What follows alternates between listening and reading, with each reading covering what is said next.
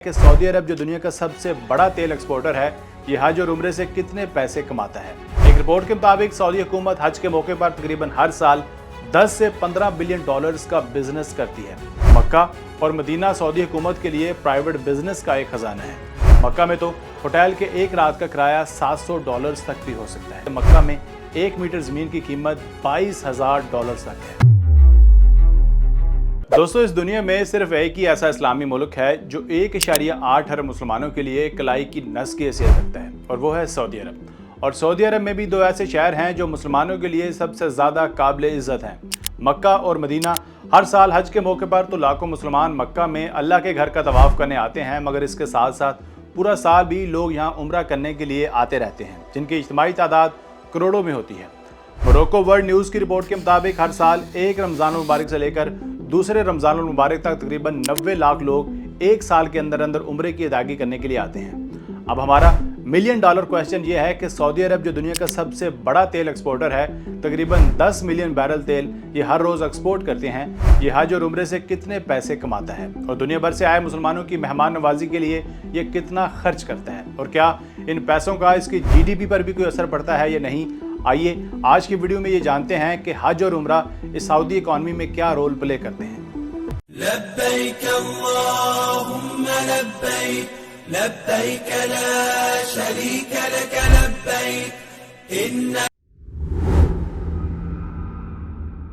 दोस्तों, असल में सऊदी प्रिंस अपने विजन 2030 को लेकर बहुत सीरियस हैं। वो चाहते हैं कि मुल्क में बस किस तरीके से पैसा आए, क्योंकि जिन फ्यूचर प्रोजेक्ट्स पर वो काम करे हैं, जैसा कि न्यूम सिटी, मुकब सिटी और किंग सलेमान एनर्जी पार्क समेत और भी लातादाद फ्यूचरिस्टिक प्रोजेक्ट्स पर काम जारी है। इसके लिए इन्हें कई ट्रिलियन डॉलर्स की ज़रूरत है। आप बस इसी से अंदाज़ा लगा लें कि अकेले न्यूम सिटी प्रोजेक्ट्स की कॉस्ट $500 बिलियन होगी। एक ऐसा मुल्क जिसकी GDP $2000 बिलियन हो और वो इस GDP का 25% यानी कि $500 बिलियन सिर्फ एक ही प्रोजेक्ट पर लगा दे, तो इसका सिर्फ एक ही मतलब है कि वो मुल्क अपने विजन्स को लेकर कुछ ज़्यादा ही क्रेजी करने जा रहा है। मगर इस क्रेजी विजन्स के साथ साथ पैसे भी तो चाहिए, जिसके लिए इसे हर सोर्स को एक्सपेंड करना पड़ेगा, जिससे वो अच्छा खासा अर्न करता है। और इसमें एक सबसे बड़ा सोर्स हज और उम्रा है। एक रिपोर्ट के मुताबिक सऊदी हुकूमत हज के मौके पर तकरीबन हर साल 10 से 15 बिलियन डॉलर्स का बिजनेस करती है, जबकि पूरा साल जो लोग उम्रा करने के लिए आते रहते हैं उनसे सऊदी हुकूमत 4 से 5 बिलियन डॉलर्स का रेवेन्यू जनरेट करती है। सऊदी हुकूमत इस रेवेन्यू को 2030 तक 350 बिलियन डॉलर्स तक ले जाने का भी सोच रही है। ये इतना बिजनेस कैसे कर लेते हैं, इनका पूरा बिजनेस मॉडल हमने वीडियो में आगे चलकर एक्सप्लेन किया है। Makkah chamber of commerce and industry के मुताबिक दोनों मुकद्दस शहर मक्का और मदीना के प्राइवेट सेक्टर्स का लगभग 30% रेवेन्यू हज और उम्रे से ही आता है। ये इतनी बड़ी अमाउंट है कि सऊदी हुकूमत तेल की एक्सपोर्ट्स के बाद सबसे ज़्यादा नफ़ा हज और उम्रे से ही कमाती है।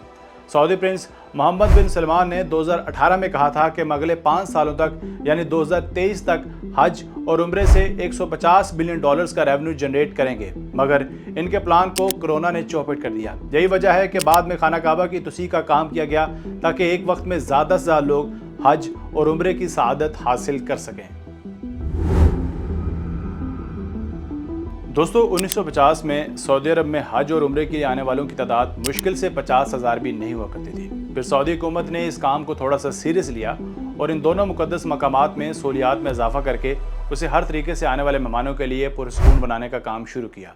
जहां 1950 में मुश्किल से 50,000 लोग आया करते थे, वहीं 2022 में ये नंबर 1 करोड़ से भी तजावज़ कर गया। एक साल में कितने लोग हज करने के लिए आएंगे, किस मुल्क से आएंगे और हर मुल्क से कितने आएंगे, ये सारा कुछ पहले से डिसाइडेड होता है। 1988 में सऊदी रिलीजियस मिनिस्ट्री ने हज के लिए पहली बार कोटा सिस्टम मुतारफ़ करवाया, जिसके मुताबिक हर मुल्क का एक मखसूस कोटा रखा जाता है कि उस मुल्क से इतने लोग हज करने के लिए आ सकते हैं। अगर पाकिस्तान की बात करें तो इस साल यानी 2023 में पाकिस्तान का हज कोटा 1,79,210 लोगों का है। अब होता कुछ यूँ है कि पूरे पाकिस्तान से कोई भी बंदा अपने नाम की एप्लीकेशन गवर्नमेंट को भेज सकता है। अगर हज कोटे की सीट्स कम हों और एप्लीकेशन ज़्यादा हों तो गवर्नमेंट एक ख़ास वोटिंग सिस्टम के ज़रिए उस बंदे का नाम सेलेक्ट करती है, जिसे बैलेटिंग सिस्टम कहा जाता है। अगर उसका नाम सेलेक्ट हो जाए तो वो कम खर्च में हज के लिए जाएगा, क्योंकि ये डील पाकिस्तान गवर्नमेंट और सऊदी गवर्नमेंट के दरमियान होती है। पर अगर उस बंदे का नाम लिस्ट में नहीं आया तो उसे अपने खर्चे पर जाना पड़ता है, जो तकरीबन गवर्नमेंट स्कीम से दुगना होता है। मगर इस साल 2023 में इतनी कम एप्लीकेशंस आईं कि बैलेटिंग सिस्टम की ज़रूरत ही नहीं पड़ी और गवर्नमेंट ने सभी का हज कोटा मंजूर कर लिया। दोस्तों, कुछ कमाने से पहले बहुत कुछ इन्वेस्ट करना भी पड़ता है और सऊदी हुकूमत से ज़्यादा दिल खोल कर खर्च करने वाली गवर्नमेंट शायद ही कोई और हो। सऊदी हुकूमत ने आने वाले मेहमानों के लिए खाना काबा के गिर्द 70 से ज़्यादा इंतहाई बड़ा रेस्टोरेंट, लातादाद होटल्स जिनके मजमूई कमरों की तादाद 1 लाख से भी ज़्यादा है और बहुत सारे गेस्ट रूम्स बनवाए हैं जिनमें से ज़्यादातर प्राइवेट सेक्टर्स के ही अंडर आते हैं। आइए अब देखते हैं कि ये बिजनेस मॉडल कैसे काम करता है। ये काम स्टार्ट होता है एयरपोर्ट से। मक्का मुकरमा में कोई भी एयरपोर्ट नहीं बनाया गया। इसकी 2 रीजंस हैं। पहली तो ये कि यहाँ हर साल लाखों करोड़ों लोग एक जगह पर जमा होते हैं, इसलिए किसी भी किस्म का कोई नाखुशगवार वाक़या पेश आ सकता है। और दूसरा ये कि मक्का पहाड़ों से घिरा हुआ है, इसलिए जहाज़ की आवाज़ पहाड़ों से टकराकर इको पैदा कर सकती है जो लोगों के लिए काफ़ी ज़्यादा डिस्टर्बेंस का बायस बनती है। कोई भी गैर मुल्की जो सऊदी अरब आता है उसे अमूमन रियाज या जद्दा एयरपोर्ट पर लैंड करना होता है। यहाँ से आपको बसों वगैरह में मक्का तक लाया जाता है। मक्का से मदीना तक का सफ़र जो तकरीबन 450 किलोमीटर है वो भी बसों के ज़रिए किया जाता है। वैसे कई ममालिक ने इस चीज़ पर सऊदी हुकूमत को ताना भी दिया है कि आप हर साल ट्रैफिक को लेकर सबसे ज़्यादा ग्लोबल वार्मिंग में अपना हिस्सा डालते हैं, क्योंकि हज और उम्रा वगैरह के लिए आए सभी लोगों की ट्रांसपोर्ट बसों से ही होती है। एयरपोर्ट वगैरह तो है नहीं इस शहर में।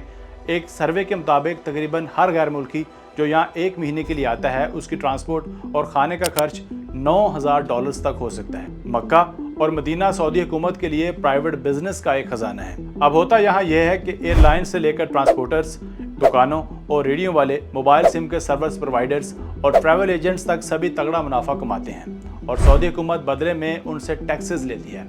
मक्का में तो होटल के एक रात का किराया $700 तक भी हो सकता है। होटल की लोकेशन, मुकद्दस मकामात और ज़ियारतों के जितना आप करीब होंगे वो आपसे उतना ही ज़्यादा चार्ज करेगा। अगर आप भी मक्का में होटल बनाने का सोच रहे हैं तो ये जान लीजिए कि मक्का में 1 मीटर ज़मीन की कीमत $22,000 तक है और ये आज से 35 साल पहले सिर्फ $3 हुआ करती थी। ये बात मैंने नहीं बल्कि सऊदी अरब के real estate icon Mohammed Saeed Al Jahani ने अपने एक इंटरव्यू में कही थी। सऊदी हुकूमत अगले 5 सालों में तकरीबन 1 लाख लोगों को हज और उम्रा के लिए मुख्तलिफ जॉब्स देने का प्लान भी बना रही है। ये 1 लाख लोग मजीद उनकी इकॉनमी में कंट्रीब्यूट करेंगे। दोस्तों, अब जाते जाते आपको इंडोनेशिया का हज कोटा सिस्टम भी हम ज़रूर बताना चाहेंगे, क्योंकि ये बाकी सभी ममालिक से ज़्यादा यूनिक है। इंडोनेशिया वाले ऐसा करते हैं कि वो अमीर लोग जो हज पर जाने के लिए 30 साल या उससे ज़्यादा का इंतज़ार कर सकते हैं, उनसे पैसे ले लिए जाते हैं एडवांस में। उनसे लिए गए पैसे से गरीब लोगों को सब्सिडी दी जाती है और उनकी हज फीस इंतहाई कम कर दी जाती है। अब 30 साल बाद जिस बंदे ने पैसे जमा करवाए हों उसे हज पर जाना हो तो गवर्नमेंट उसके साथ रियायत भी करती है।